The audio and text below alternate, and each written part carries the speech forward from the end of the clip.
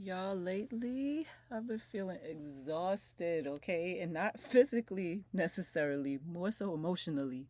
And it ain't even from my own life, it's from watching my people fighting online like every other day. Some type of Twitter beef, some IG comment section beef. Oh my gosh. And I realize I'm carrying stress that's not even mine, it don't belong to me. I'm getting activated by conflicts between people I never even met. I don't know these people. They in places I never been to. Over situations I don't even fully understand why. Like I don't know why we're doing it. And my body don't know the difference between a real threat and a digital one. It just knows, look, there's conflict, she's feeling it, so I need to pay attention. But here's the thing. I don't need to pay attention. My body don't need to pay attention, and neither does yours. Hey, beautiful people. Welcome or welcome back to Well With Mika, where we talk real wellness for your real life. I'm Mika, your cultural wellness ally. And today, we're talking about something that I don't really think I hear enough people addressing. And it is the nervous system cost of living in this constant public intra-community conflict. I know that's a lot, right? Constant public intra-community conflict. The black on black crime. I'm over it. I don't like it. I don't like it. And why protecting your peace isn't apathy, it's survival. All right? That's what we're getting into today. Something changed how I think about this. Listen to this. Our brains can only handle about 150 relationships. That's it. You think that sounds like a lot, but that number, you get to that number fairly quickly. It's called Dunbar's number, named after the anthropologist who figured this out by studying primates and early human societies, right? 150 people. That's going to include your friends, your family, your coworkers, your neighbors, the people you actually know and interact with regularly. Now, social media, okay, social media wants us to care about thousands of people. It wants us to have informed opinions about conflicts in cities we never been to, between people we never met, in contexts we don't even fully understand. And we're not just observing, we're emotionally invested. We get angry, we vex, we're hurt, we're activated over and over every day if you paying attention, if you're logged on. And that's not community. That's really just surveillance of strangers. And our nervous systems, they cannot tell the difference between that real immediate threat and a Twitter beef happened 20,000 miles away. Like, so our bodies, they just stay on, they stay activated. The cortisol stays elevated. And I know this for myself. Sometimes I'm laying down, going to bed irritated over people I don't even know. I'm caring real hard, caring. And my heart rate's up, my jaw tight, and everything. Nothing in my actual life is wrong necessarily. So that kind of activation over and over is just exhausting. Now, please don't get me wrong. If online advocacy or discourse is your actual work, if that's your assignment, then please show up fully and do it. If you have been called to really approach some of the problems going on in the world, look, get to it and do it well. But if it's not, then your energy might be needed somewhere more tangible, somewhere where you can actually move the needle. I need to be clear. This is not an accident, right? We know the algorithm is not rewarding nuance. It doesn't reward thoughtful conversation or bridge building or, hey, maybe both things can be true. What? No. The algorithm is going to reward the heat, right? Because heat equal engagement and engagement equal profit. So when you see a post that makes you angry, that rage bait, right? Whether it's, oh, all black men are trash, or African immigrants look down on us, or black women don't support black men. That post is designed to provoke, okay? Both on the creator side sometimes and on the algorithm side. It's like, we know what's going to pull you in. Let me get you right now. And sometimes people are posting, it's not just the consumer side. Sometimes people are posting from that unregulated state as well. So, not necessarily because the person believes it, but because provocation is going to get the clicks, right? That's part of the game. It gets quote tweets, it gets shares.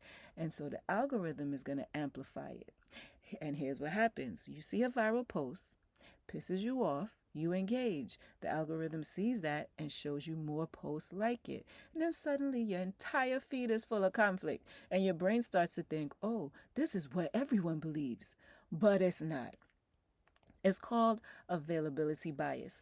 When we see something repeatedly, our brains assume it's common, even if it's not. And virality does not equal prevalence. We need to be clear on that. The loudest voices are not the majority, they're just the most amplified. So we have to be cognizant of that. And then there's the part that I need us to really be honest about, myself included, because I'm not excluded from any of this. Sometimes we're not engaging because we care. We're engaging because it feels good.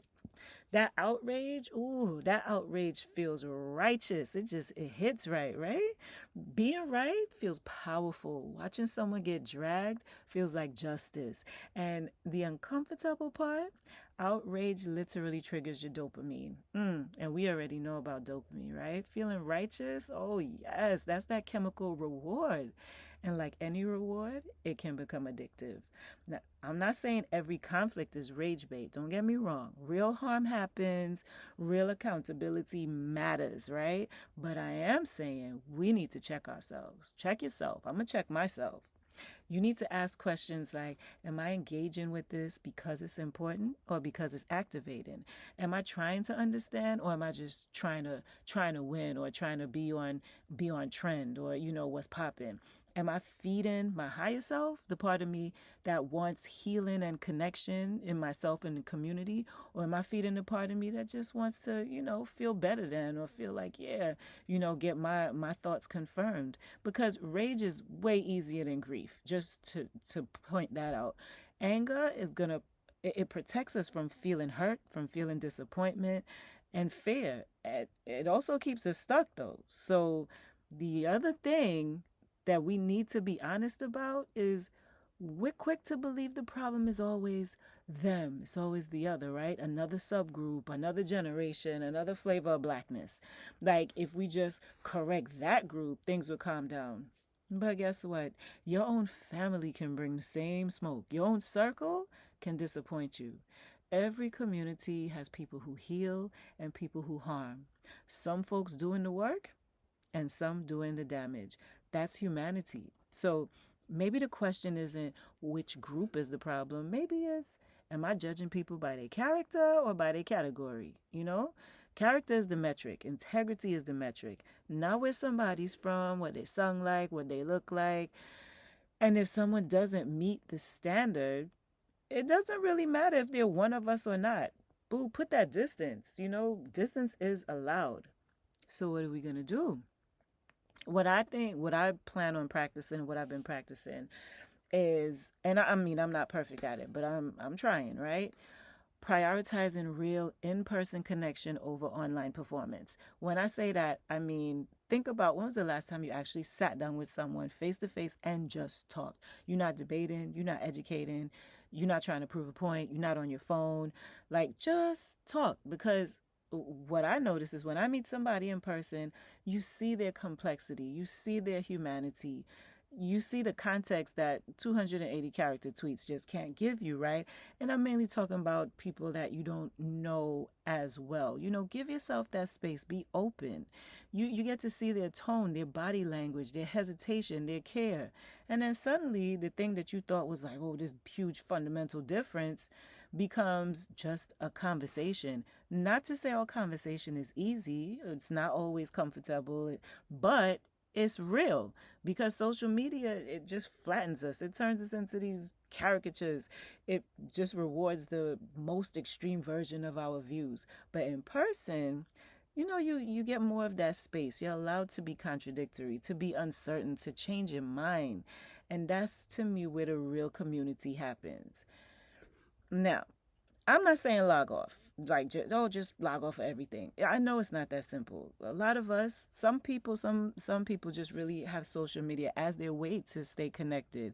Is how some people do build community, how we find people who actually get us, and how we do business. And that's something, and it's real.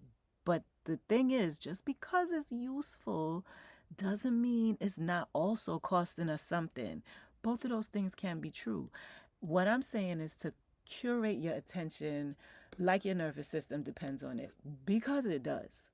Now, some things to try: mute liberally. If someone's content consistently leaves you feeling worse, it's not challenging you, it's not informing you, it's just making you feel worse, just mute them. You don't owe anyone access to your nervous system, okay? Then ask before you engage. Ask yourself, is this mine to carry? Is this a topic, an issue that I'm willing to put my energy and time into? Will engaging with this move anything forward, or am I just venting, or am I just consuming just to satisfy some rage in me, Ask yourself these questions. Then set boundaries around your feed. Don't check social media first thing in the morning. You don't roll over with your bad breath looking at social media. Do better for your nervous system, people. Your nervous system doesn't need to start the day like that, all activated and riled up and angry. Please don't do it. Then I want you to invest your energy locally. Who is in your actual community? Go to the bookstore, the coffee shop, walk, go see, find a neighbor or somebody. Who can you sit with, talk to, build with? Because the people that are physically around you, they're where your energy will have the most impact, But meet them, talk to them. What I want to say is, you really don't have to carry what you did not create. You don't have to witness every fight. You don't have to respond to every post. You don't have to prove your loyalty through constant engagement. Regulation is not apathy. Just stepping back, that is not a betrayal. It's really you managing your bandwidth, managing your capacity. Because when you're calm, when your nervous system isn't hijacked, that's when you actually show up where you matter most, Not where the algorithm is pulling you, where life calls you, somebody's rage baiting you. That's a very different thing. So I know this topic is heavy. I have so much more to say, but I'm going to keep it short. I'll stop here. All right. Heaviness doesn't mean hopelessness, okay? We can start small. We're going to mute someone, all right? Then we're going to call someone you actually know. We're going to speak to somebody, get to know somebody. Go sit somewhere real, somewhere that feels good to you. People, protect your peace. Protect your peace like it belongs to the collective, because it really does. When we already talked about the monks, but when you protect your peace, that really resonates. So I want us to really lean into that. Okay? As always, my beautiful people, happy health in. Catch you in the next one. Peace.